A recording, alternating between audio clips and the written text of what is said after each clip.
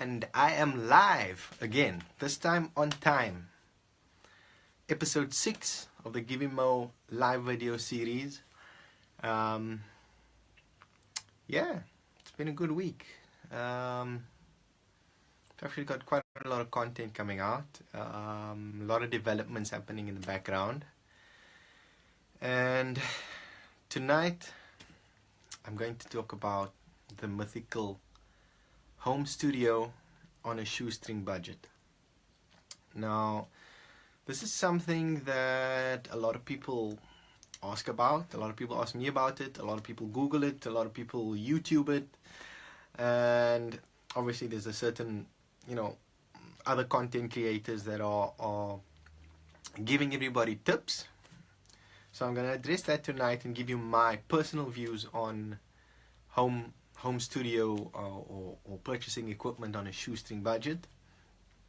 Then I'm going to talk about some of the work that I've been doing. I've got so much content coming out, so much songs that I'm busy with.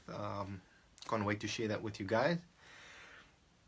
Then I actually got a topic via email from a really good friend of mine who didn't necessarily give me a question that he needed answering, but rather something about the relationship between an artist and a producer, and it revolves around trust and trusting the process and learning from people doing music.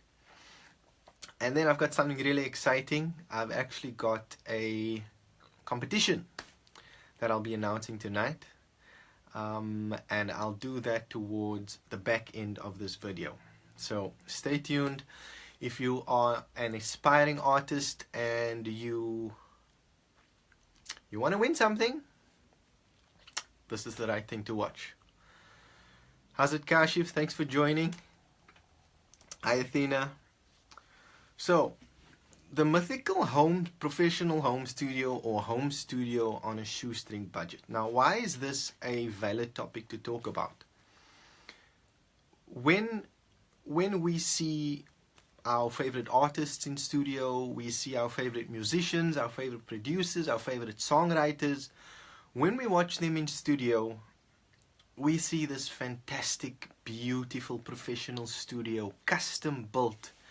Millions of dollars, millions of rands spent on this fantastic studio.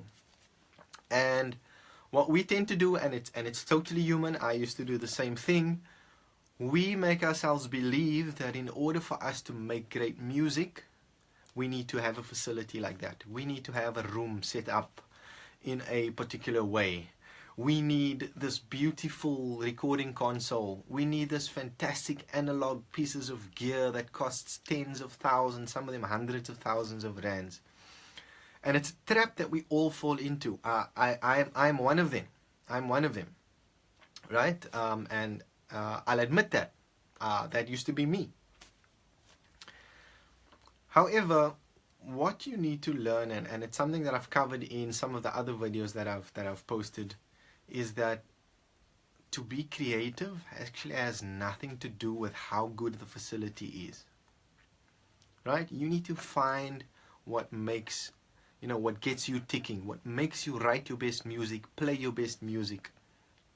Right? So that is, above all, that is most important. But I need to get specific. So, are there things that you can buy that are really cheap that can get you a really great sound? Are there things that you need to be focused on? And I will not do any product placements or mention any specific products in this video. That I leave up to you, because I feel like if I tell you that there is a particular audio interface that is really cost effective or easy on the pocket, I feel like people tend to gravitate towards that, and they feel like that is the piece of gear that they must get because they heard somebody online speak about it. I'm not going to do that. Right? So the first thing I'll tell you about gear is buy any piece of gear that you can afford. If it's an audio interface and you can afford it, go for it, no matter if it costs $1,000, to 10,000 bucks, it is good enough for you to get a good signal and do what you need to do. Now, do you actually need an audio interface to make great music?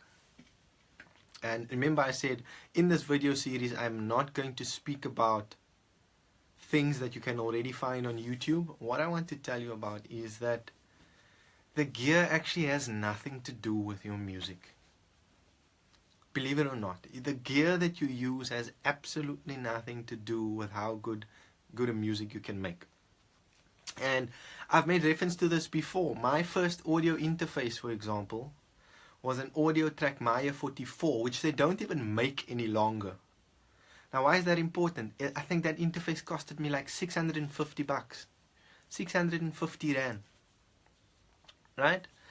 And I used it for years. I used it for so many years. I then changed over to something else because it was USB. It had nothing to do with the fact that my audio interface wasn't giving me a great sound. So if I had to try and narrow it down to something that you can get, first and foremost, you need something to record onto. You need something to record to. And we have to move with the times. Today, it's all about your computer. Right? It doesn't matter if it's a Mac. It doesn't matter if it's a laptop. It doesn't matter if it's a desktop. It doesn't even matter whether you use a tablet. You could even use your phone. Right? So you just need something, a device to record your music to. Now, here's a classic example for you. For example, if you are an iPhone user, if you go into your App Store, there is a free download for GarageBand. Right? So let's say your phone is your device that you're going to record to. You now need a piece of software that can record and capture your music. So let's start with a phone. Then the same would go for a tablet. So if you're currently using an iPhone, GarageBand is a piece of software that you can download for free. So for free, I think it's about 1.5 gigs. So let's put money to that. You know, if you're in a Wi-Fi zone, 1.5 gigs, it costs you nothing. If you need to buy data, depending on which network you are on, buy 2 gigs of data, download GarageBand. And GarageBand will allow you to record directly to your phone through your phone's microphone or your headphones with a mic that comes with your phone. You can record directly into your phone. So the same applies to a tablet. Now, if you are somebody who just wants to create music, you don't want to record anything. When I say create music, it could be an EDM producer, trance producer, anyone that's making dance music, for example, where you don't need to record any audio. Firstly, you don't need an audio interface. Secondly, you don't need a microphone. All you need is a laptop and a piece of software to record your music. And I use the term record loosely, I mean create music. Right? Now, if you're looking for something that's really cost effective and easy on the pocket, that is downloadable, there are different pieces of software that you could use. Now, everybody can Google what a digital audio workstation is, and there's probably thousands of videos on YouTube that will tell you what an audio interface is. A digital audio workstation. It's basically the piece of software that you use to create and record your music in. Now, as I've mentioned before, I'm a Logic Pro 9 user as well as a Studio One 3 user. I've used other digital audio workstations, but those are the two that I use. When people ask me why I purchased Logic Pro 9, it was cheap. Firstly, it was cheap, relative to other digital audio workstations. So, for example, I was a Cubase user before that.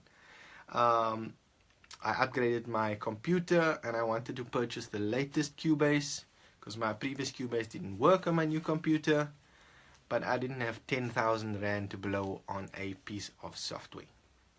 So what did I do? I went into the App Store and I found Logic Pro 9.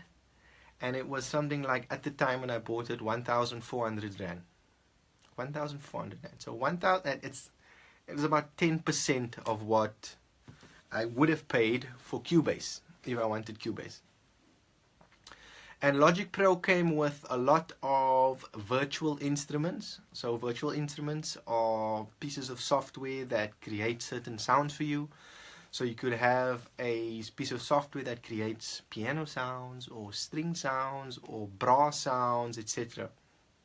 And I used Logic. I used Logic for something like 5 years before I moved over to Studio One, and I use both those digital audio workstations interchangeably. So there are things that are relatively cheap, right? I'll say that a lot, relatively cheap. But if you think about it, something I mentioned last week in my little,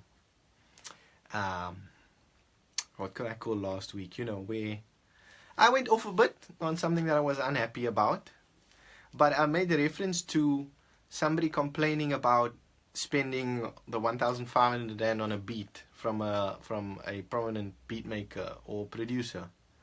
But that same person would walk into your studio with a 3,000 rand pair of sneakers. So if you can afford to buy those sneakers, you can afford to save up and buy a digital audio workstation. Right? So Logic came with its own VST instruments.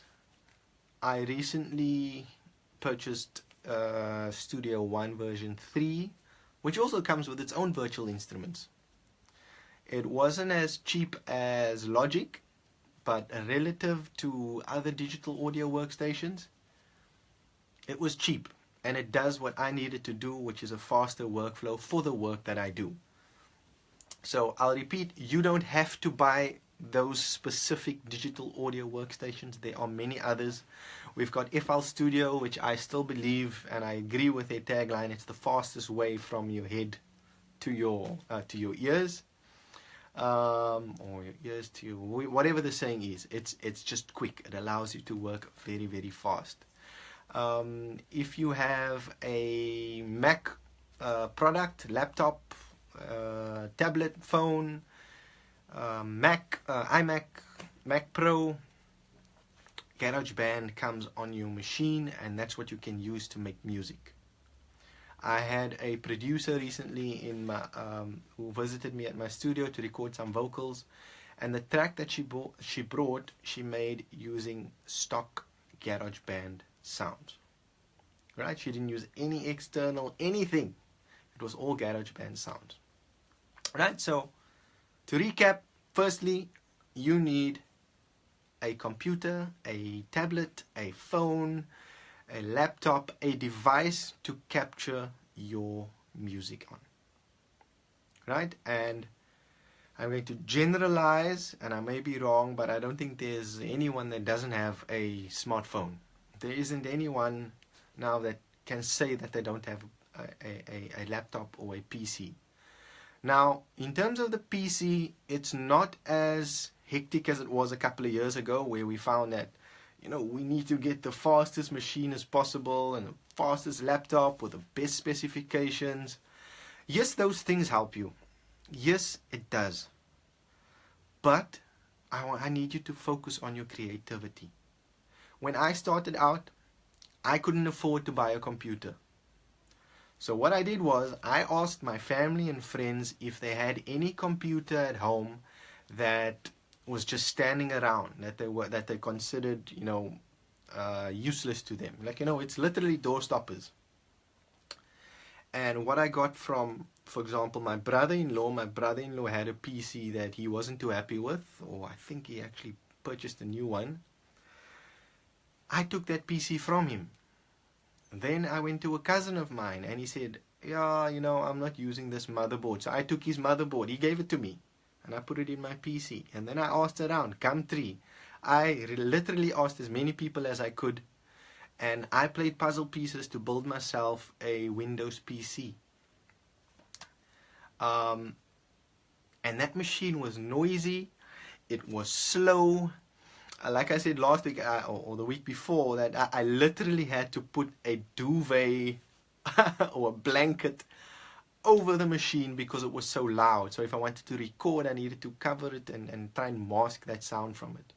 So no one should ever complain that they don't have a device to record to. Then, do you need an audio interface?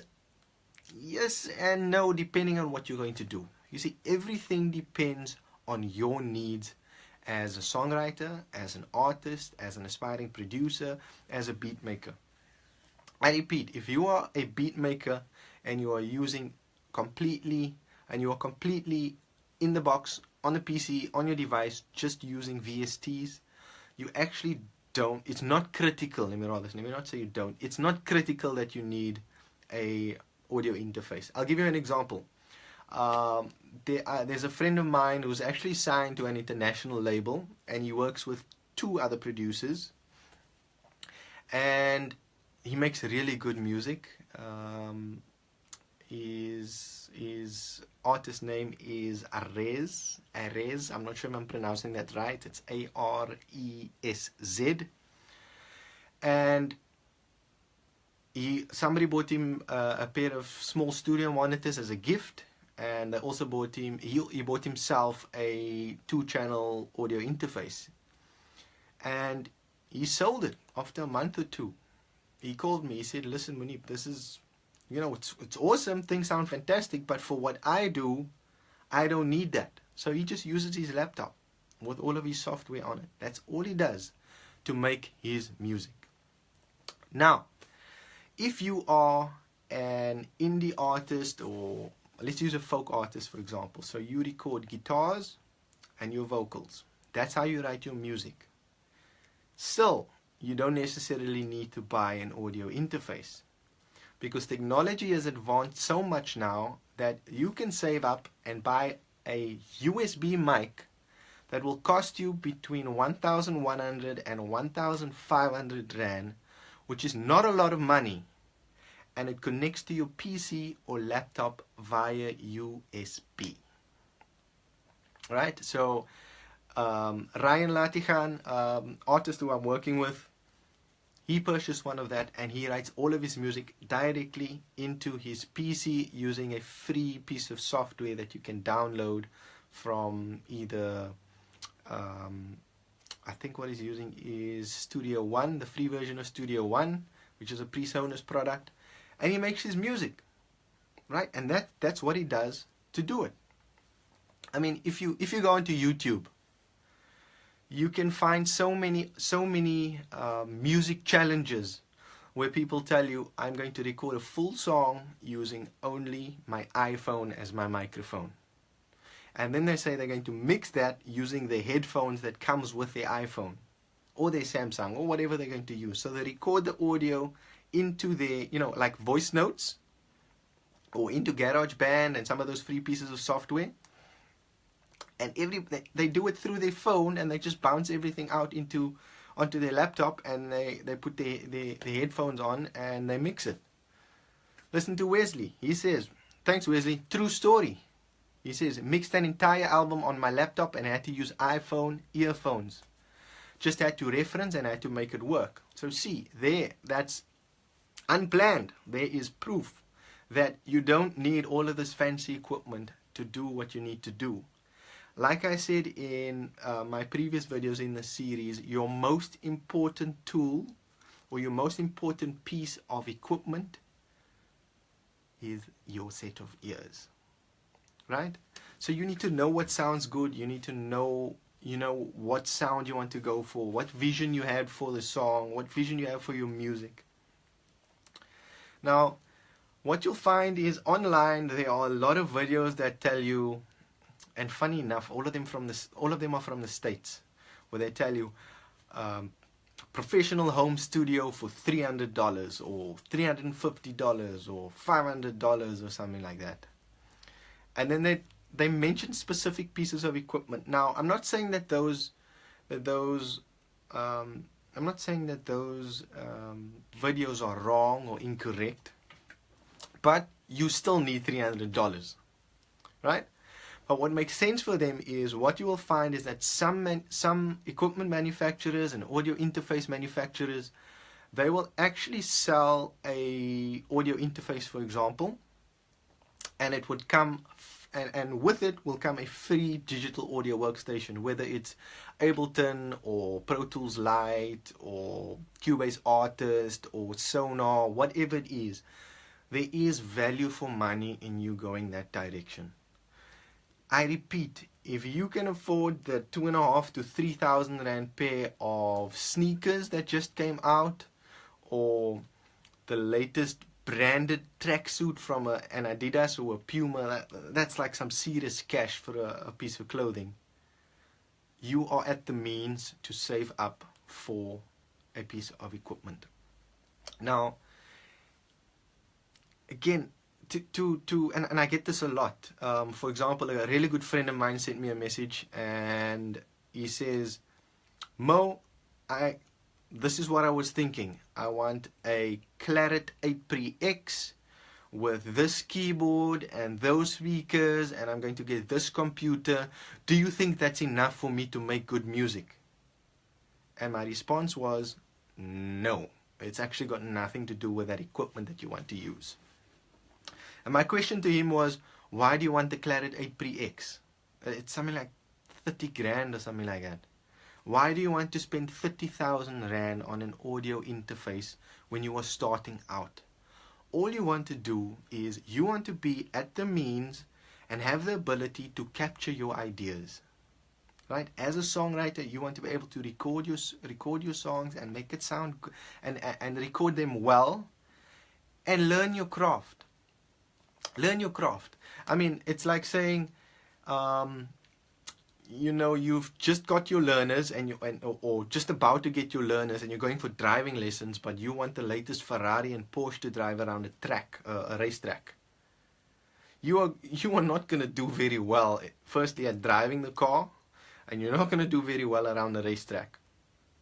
Right? So think of it as baby steps. Baby steps. Whatever you buy, if you feel you need to upgrade, you can sell that and then reinvest. So sell, make some money, save up some money, add that together, and buy what you need. So when people come and see me, and people who I've known for a very long time know that I didn't have all of this equipment when I started out. I had that noisy PC with a really, you know, I still had one of those tube computer screens, even though we went into the flat screen age, LCD, and I made music. I took an old hi-fi and I connected that to my PC, and that was my studio monitors. I bought one of those PC speakers, you know, those little desktop PC speakers. It cost $50 or whatever it is, and I used that to record, right? But I didn't depend on the equipment in order for me to, or I didn't use the equipment as an excuse for me to not make music. I just kept making music. I just kept writing music. And I saved money. Whether it's 10 rand a week or a month, 20 rand a week or a month, it counts, right? If you want to spend money on something, save up for it, right?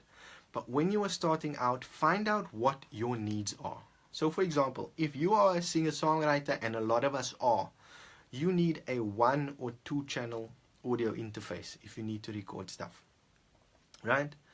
You need a piece of software, and there are a lot of free ones on the market.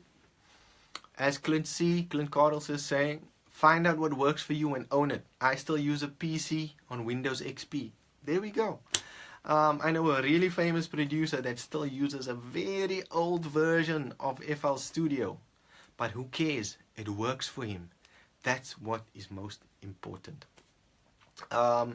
Sometimes when I have to travel and I don't have any equipment with me, I'll just record things straight to my phone, or whether I'll record voice notes. If I have a guitar, I'll play my guitar and record it into my phone, as long as I can capture my music.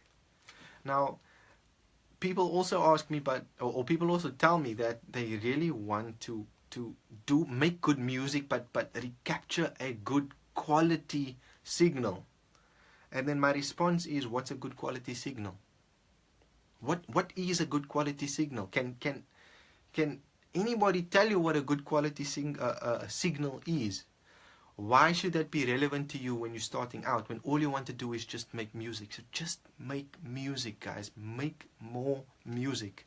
All right, I think that's going to be the hashtag of this series, which is just make more music. If, for example, if any of you watch a series on YouTube called Pensado's Place, in one of the episodes, he tells one of his guests that he was speaking to somebody or a student, and he said, listen, I can show you how to get a great snare sound, but I can't tell you what a great snare sound is. So this is the same thing. This is why I'm talking about signal. What is this great signal that you need to record? What is this great quality that you want to record when you haven't recorded anything yet? Guys, focus on the music. As you learn, as you progress, you'll pick up on certain things. For example, a really great friend of mine sent me a message earlier this week asking me about some of the services that I render and whether I could show him and teach him how to teach him, not show him. I could teach him to do some of those things, and he wanted to pay me for it. I said, listen, there are so many things online that you can look for free on YouTube. How to record, what you need to record, where you need to stand, how far you need to be away from the microphone, what chords will work. Hello, Erica. Yeah, there are so many resources online that can teach you these things, and I told him, go and watch those videos first. Not all of them are great, but there are great concepts that you can pick up from those specific videos. I say, and then come to me, and what I can do for you is a couple of master classes, right? Because for me to teach somebody from scratch, yes, I need to put together some sort of curriculum, some sort of structure to it. But if you know the basics and you know what you want to do, you know how to use some of the pieces of software or hardware or any of the tools that you use to make music or mix music or master music, then we do a master class where we'll be dropping concepts and things to consider, things to think about. Right, so do I believe in the $300, which equates to what? Let's just call it 3,500 Rand. Do I believe in it? Yeah, I suppose it's possible if you're saving up. If you're saving up for that, my recommendation for people is to look for packages. So there are manufacturers that will sell you that have a package that's got a microphone, a set of headphones, an audio interface. Yeah, and I think even a mic stand or something. But it's a package deal. But that's assuming that you have a computer or something to record to. My recommendation is, if you have an iPhone or an iPad, download GarageBand.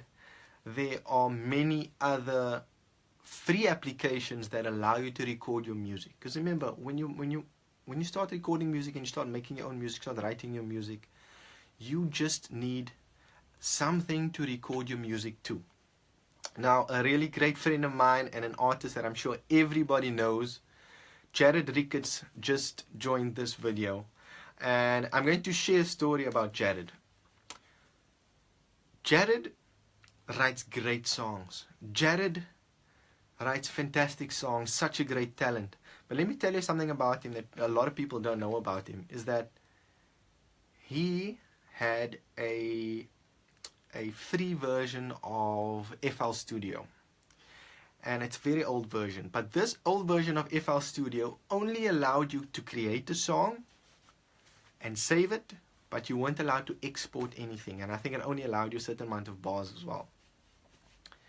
So what he did was, instead of having that, instead of saying that he can't make music, he can't write new music because of that limitation, he used that limitation as a means to grow as an artist.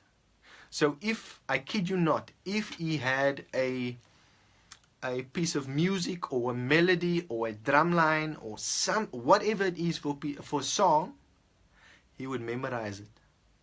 So we would sit together and talk about music, and we've done a lot of music together, a lot of material that's not even released. and he would say, this is the melody, and he would hum the melody and I would play it. He would say, this is the drum line, and I would say, okay, let's record that as a beatbox, and then we build around the track. So he had everything in his head, and then as he's speaking, he's doing a melody, and then he sings the melody of the lyric that goes with that part. It's fantastic. A super guy to work with. So again, he didn't use an excuse to say I can't record my own music, so I can't be creative. He just made it work for himself. Wesley, PreSonus represent. Yep, I'm a PreSonus user. If you watched my video number 4, I think it was, or number 3, I still have a PreSonus 2-channel PreSonus audio interface that I use when I'm on the road. If I need something really rugged, I go to that. No external preamps, no external converters, nothing. I just use that and a set of headphones, and obviously my microphones, and I can record music. So find what works for you. Find those package deals that allow you to that come with interface and a microphone and all of those things. I think Focusrite's got a great deal on that. PreSonus has a great deal. I frankly couldn't care less which audio interface you buy, because whatever you buy in today's time is world class, right? Let me tell you something. If you go back 30 years ago, everybody recorded through a noisy, but, well, okay, great sounding, but noisy mixer. They recorded to analog tape, which gave off such a lot of tape hiss and noise that you had to record everything as loud as possible. But because of that, the tape sort of saturates the sound, so it did give a very distinctive sound, but you were always fighting noise. Always fighting noise. Let me tell you, your 2-channel PreSonus, or your 2-channel Focusrite, or your 2-channel whichever audio interface you have, is better than the converters, audio converters that were used 30 years ago. It's better than the converters that were used 10 years ago for those professionally released songs that you loved. Where are we now? 2018, 2008. What came out in 2008? Well, whatever it is, I can't think. I can't actually think of any album back then. But yeah, it's better. It's better than those. It's better than those converters. So there's no excuse to say that my converters aren't good enough. This is not good enough. That is not good enough. Find what works for you. Find what works for your budget. If you don't have enough money for it, save up for it, and go and buy. And shop around. Shop around. Don't just go to one store. Check online. Check some of the online platforms that we use in the country. Look at who the importers are. Look who the agents are. Look who are the recommended retailers or the retailers who sell it, and just shop around. Get quotes. Start a bidding war, a price war, whatever you want to call it. People will give you a better price. I hope that answers the some of the questions, because this topic actually comes from a viewer of the series, speaking about a shoestring budget. And look, I hope that shed some light on it. And yes, I know I may not have really answered the question, but the reason why I'm not giving an outright answer on or opinion on go and buy this, go and buy that, go and buy that, it's value for money, it's good, is because I need you to make that decision as an aspiring producer, recording artist, beat maker, whoever you are, whatever you want to do. I need you to make that decision, right? For your own reasons. Right? I don't want you to say, oh, Mo, you said I should buy this Focusrite, but I spoke to Wesley, and Wesley said the PreSonus sounds better. Now I want to sell my Focusrite and get the PreSonus, but you haven't heard what the Focusrite sounds like. You haven't heard what the PreSonus sounds like. When you do, you can't tell the difference. So who cares? Wesley, I'm just using you as an example, eh? Yeah, so like I said in my studio tour, every single piece of gear that I bought for a specific reason and for a specific purpose in my studio, right? Nothing else. yes, maybe there was a purchase that was a gift to myself, but it sounds great, and that's the reason why I bought it. So never use, I repeat, make more music, hashtag make more music. I think that's the hashtag for the series. And don't make excuses. Don't make excuses like, you know, if I've got this two channel Focusrite, but if I can just get this PreSonus one, or this new thing that Focusrite is making, or PreSonus, or Audient, or Universal Audio, or Prism, or Lynx, whatever it is, don't use that as an excuse for not being creative. Right? So, if you have any other questions related to the topic, any specific questions that you'd like me to address, DM me right on my wall. If you go to my Facebook page, it's facebook.com/GimmeMoe85. There is a button to send me an email, so you can send me an email via that link, or just DM me, and I can answer your specific requirements. Now, when we talk about trust, right? I want to talk about trust, and it was rather a topic suggestion that was sent to me via email by a really great artist, where he said, Mo, I think you should talk about this, and this is the reason why. And this artist had an experience where he was working with a producer, and he had written a really good song, and the producer was sitting there and saying, you know what, this is a great song, but I feel like it would be better suited to a female artist. So he didn't say that this guy wasn't doing the song very well. What he was saying is that it's a good song, but it was more suited to a female artist. Now, the reason why he's saying that is because he's worked with other artists in studio, with different producers, and he said what he's picking up in his personal point of view is that people don't like feedback, and artists specifically, right? There are two sides to a stick, or two sides to every story. In this video, I'm going to speak from the producer's point of view, right? There are artists out there who just don't want to grow, and that's me oversimplifying it. Artists do not want to grow. So what do I mean by this? What I mean is, an artist would come to your studio, as an example, and I'm just making these examples up. People would come into your studio and say, listen, I've got this great song, and it's a whatever genre, a pop track, R&B track, hip-hop track.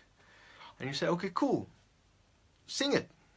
If it's a singer, no, let's sing it, let's hear it.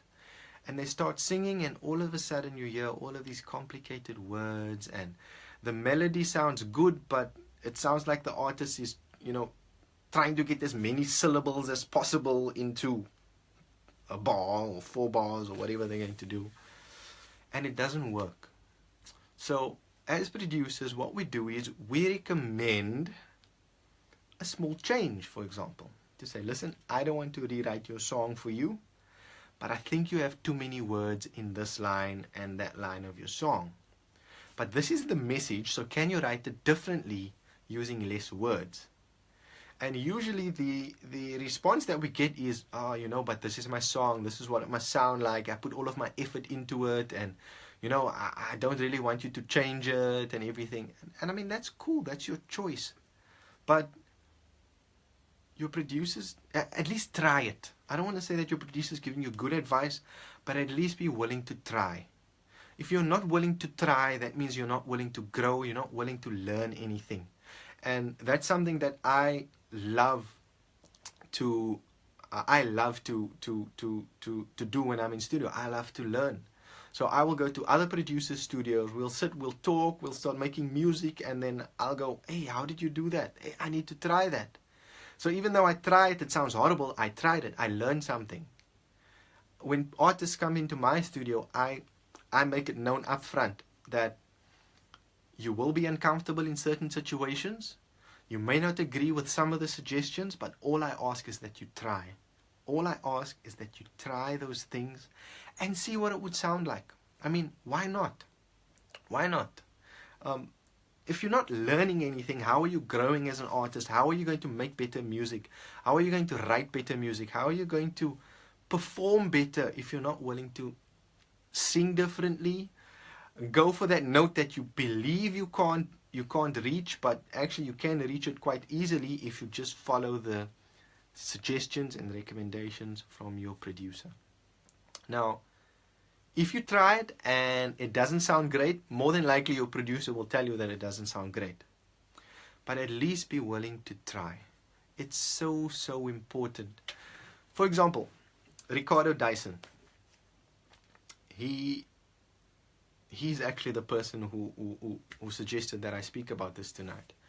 And what he did was he came to me with a song, and he had music to it, and so it was fantastic. It was perfect. He wrote a great song. He had sent me a voice note about this, a voice note of the song. Sorry, I'm speaking too fast. And it sounded great. And he brought music, and I was like, okay, this is fantastic. But while we were recording vocals, I had this idea in the back of my head, and you know what? I waited until the recording session was over, and I said, you know what, Ricardo? I love the song. This is what I'm picking up. This is the message, right? It's very, very emotive, very high energy vocal with a message. And he said, yes, it is. So I said, look, I want to keep some of the elements of your music because I think it's great. I say, but I'd like to add things that are not in there, because he had asked me just to recreate his backtrack. I did, but I did a version of my own, keeping most of the elements that he had in his song. And when he came to hear, and he hadn't heard it, he said, Mo, whatever you do, I trust you, just do it. So I kept 2 versions of the song. When he came to listen to the final version, my version of the song, he listened to it, and I kid you not, this was him.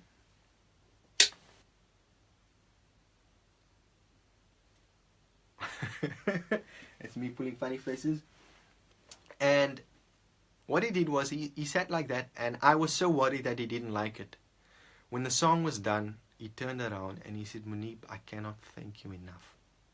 Now, I'm not telling you the story so that I can blow my own horn and you guys can go, okay, wow, Mo is the only one to work with. No, I'm not the only one to work with. But that's a real example where an artist was willing to at least try. Yes, Clint was there. If anybody thinks I'm lying, Clint C, if you know who he is, Clint C, Clint Carlser, he's commented on this video, he's watching right now. He was there. He was with me that night when Ricardo came to listen to his song. Ricardo turned around, said, thank you, oh my gosh, I can't believe it sounds so great. And before he could finish his sentence, he actually interrupted himself. He cut himself short and he said, can I listen to it again? And I said, of course you can. And then what I did was I told him why I put those elements in the song. I told him why I added the violins, why I added the piano, why I added certain elements to the song to try and make it better than it is. And it's a great song. I love the song. He loves the song. I still love the song even though we did it so long ago. So as an artist, you need to trust your producer. You need to be willing to try. And you need to be willing to make mistakes. If you make mistakes, it doesn't mean that you're not doing anything right. It's just you've now learned what not to do in that type of situation for that type of song. Or you might learn something that doesn't work for the song, but you realize it might work for a different song that you're doing. Right? So trust is very important, and it also sort of connects to something or a question that I actually answered in one of the previous videos in the series, where I was asked, so how do I find the right producer for me? It's all about meeting people. It's all about connecting with that person first before you do any work, and just see if you guys, see if you connect, see if there's a vibe, see if you guys get on with one another. That's important. You need to make sure that you can get along with the music producer. And thereafter, you know, the connection is made. So make good music. So just think about it, if you're not really vibing with the producer or the artist that you're working with, and you suggest something, or something is suggested to you, you're not sort of 100% sure that you want to take this person's advice. But if you find a producer that you really get along with, that you really trust, based on your people skills and based on their people skills and their relationship and the way, you know, the music that they've made, try the different things. So firstly, you'll learn something. Secondly, you'll know what works and what doesn't work. And one of the most important things, I'm going to leave it at 3, is that the third one is that you will learn to make better music and different music, different styles of music. Because you don't want all of your songs to sound exactly the same. They can sound similar, but they don't have to sound exactly the same.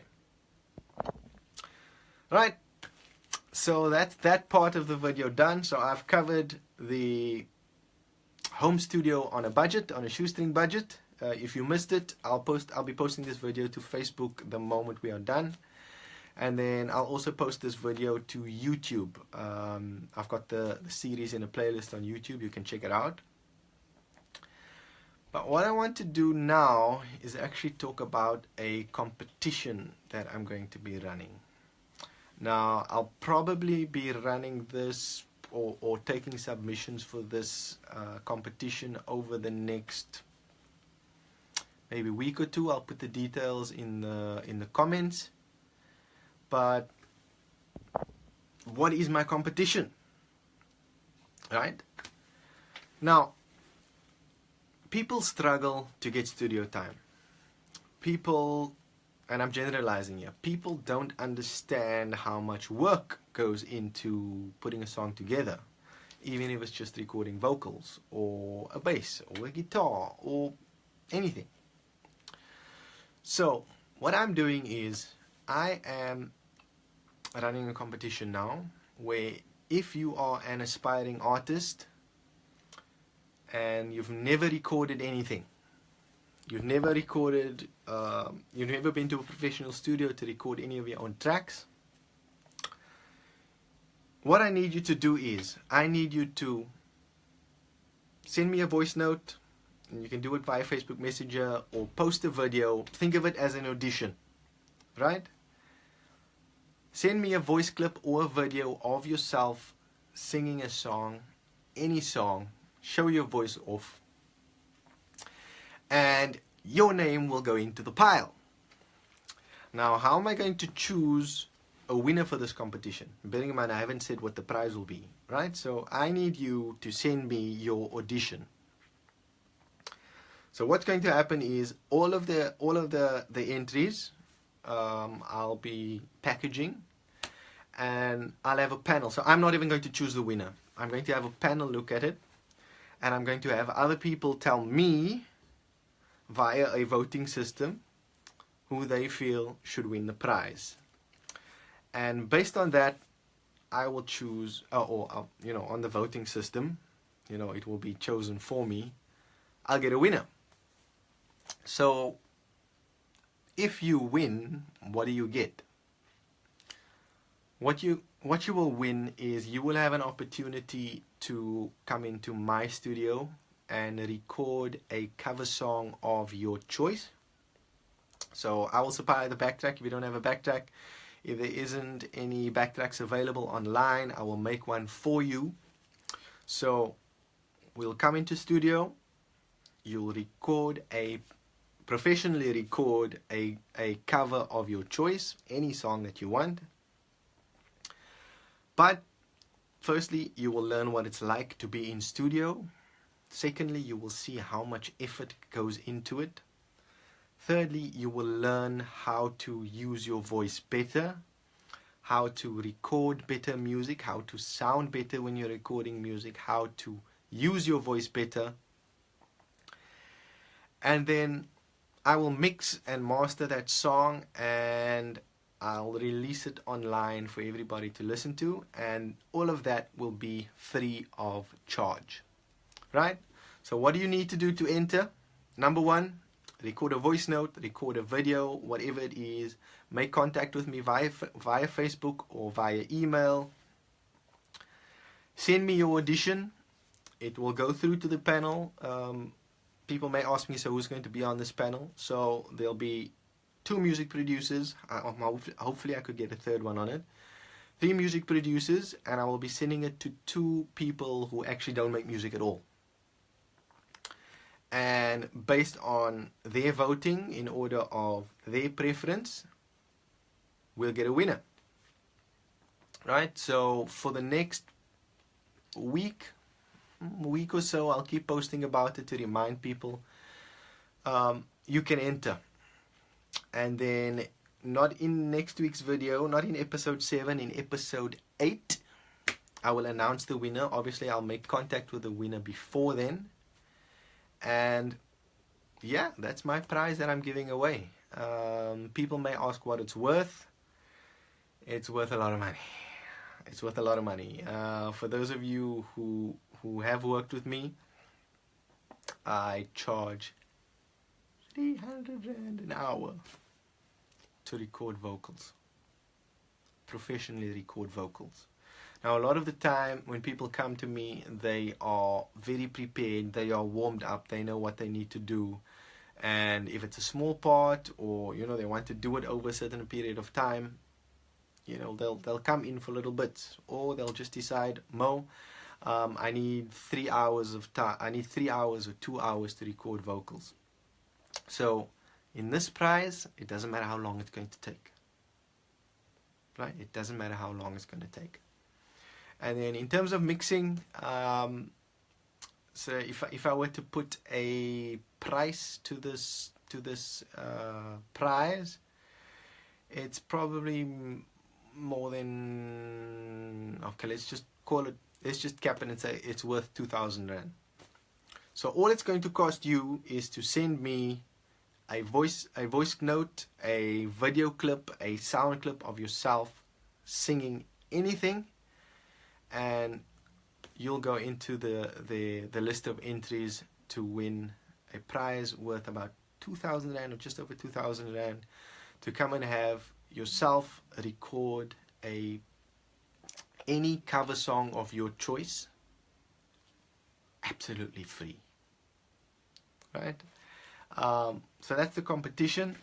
I'll keep posting about it on my Facebook, my Instagram, my Twitter, as the weeks go by, or as the days goes by, sorry. Yeah, well, let me talk to you about what I've been doing over the last couple of days in terms of music. What I've done is just to compile the list of songs that I'm busy working on that will be released very, very soon. I've got about 40 new songs that I'll be releasing, and I can't believe it's such a long list of songs. That's excluding the songs that I've mixed and mastered, that I'll be mixing and mastering for other producers and other artists. Now, Jason Jooster, who's watching this video right now, he's got a song coming out. It's produced by the Englishman from EB English Music. It's mixed and mastered by me. The song is written by Jason. It's called Nothing. I can't wait for everybody to hear that song. It's such a groovy song. You just vibe to it as you're going along. It's such a fantastic song. I can't wait for everybody to hear it. I've started mixing a song that I'll be releasing soon of my own. So it's me again, believe it or not. So for everybody who says I need to release my own music, that's what I'm doing. So, I need to follow my own advice. So that's what I'm going to do. I've got another song by Francois Mellum that I've exported. I just need to make contact with him. What a beautiful song. Wow. And then there's a song I did for an artist who no longer does music, but she has given me permission to release the song. And obviously she owns whatever we've agreed on, she owns. But that is one of the most beautiful songs that I've ever done. I'm hands down one of the most beautiful songs I've ever done.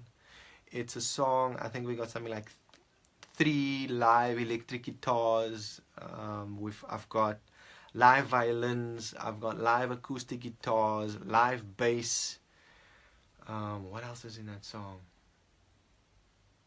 Obviously, there's vocals in the song. There's drums in the song as well. But the song just moves me. The song just sounds absolutely fantastic. So what I've done is I've pulled the separates to the song, and I've started mixing that song, and it just sounds so great. I can't wait to share that with you. And then I've got a song from somebody who's now based in Scotland. I don't want to give his name away yet. I've got a song that I did for a 13-year-old girl a couple of years ago. Obviously she's not 13 anymore. And then I've got about 9 songs of my own. 9. Yeah, guys, I've released, what, 3 songs already? Is it 3? Giving Back to Music. I released Inspired. Did I do another one? Or is it 2 releases? 2 releases plus 9 songs. Gosh, that's an album. So like I said, I've got a lot of music that I've done that I've just stored on my PC, and it's time for me to let go. Right, so 9 songs from me. Did I say 14? It actually might be more than 14 if I count everybody else's songs in. So that's what's coming. That's what I'm busy with. Let me see, what do I have? I've got something from my youngest brother that I'm busy working on. Also produced by the Englishman, written by a very well-known artist, prominent artist. I've got Jason Juster's EP that I'm mixing and mastering. I've got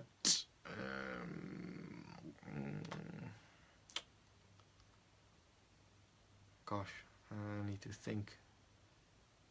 Oh, it's late in the week, I'm so tired. Ashur Peterson, I'll be doing some work for him, and there's a mosquito that's flying around in this room now, which is why I'm looking all over the place. As long as he stays away from me. Yeah, that's pretty much what I've been busy with this week. A lot of prep work this week, a lot of editing. Editing is important. I know not a lot of people like it, but you know, we need to do it in order to get that great sound, and you know, getting things to sound the way we need it to sound. Yeah, and that's it from me. Don't forget, if you've just joined me, I'm giving away a prize. It's worth just over 2,000 Rand, where a up-and-coming aspiring artist will have a chance to professionally record any cover song of their choice. I'll be doing it. All I need you to do is to send me a video or voice note of yourself singing any song. And you can do it via email, you can do it via Facebook Messenger. If you want my details, you can send me a message via Facebook Messenger, and I'll send you my mobile number, and you can WhatsApp me your submission, and all of the entries would be packaged, and I'll be giving that to a panel consisting of about 3 music producers and 2 people who are actually not music producers at all, so totally independent ears. All they love is good music, right? And those people on the panel would then come back to me with their, they would vote in order of preference, 1, 2, 3, 4, 5. The person with the most number 1 votes will win the prize. I will contact that person, and we will release that. Song, right? So it's worth just over 2,000 Rand. All you have to do is send me a voice note or video of yourself singing. Now, I usually end off my videos with a live question and answer session. So if you have any questions, leave a comment and I'll answer that question right now. Let's see, Sound of Cape Town is coming to studio soon. Definitely, guys. we need to get together. We need to get together. We need to make more music. Right? Again, hashtag make more music. I think that's the slogan or the tagline of this live video series. So anybody watching, if you've got any questions related to recording, songwriting, working with a producer, mixing, mastering, whatever it is, if it's music related, leave me a question if you have any, and I'll answer that question right now. So I'm going to give that about 2 minutes. Hashtag make more music, Frankie. I'll give it about 2 or 3 minutes. If there are no questions, then I'm going to wrap up this video.